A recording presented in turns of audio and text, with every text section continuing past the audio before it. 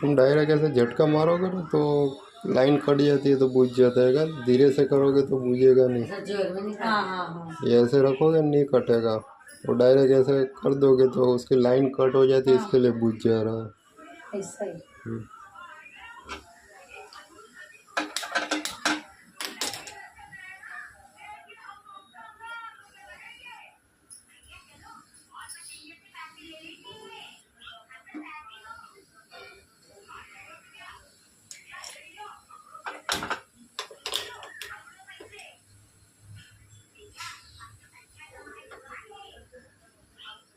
बराबर है।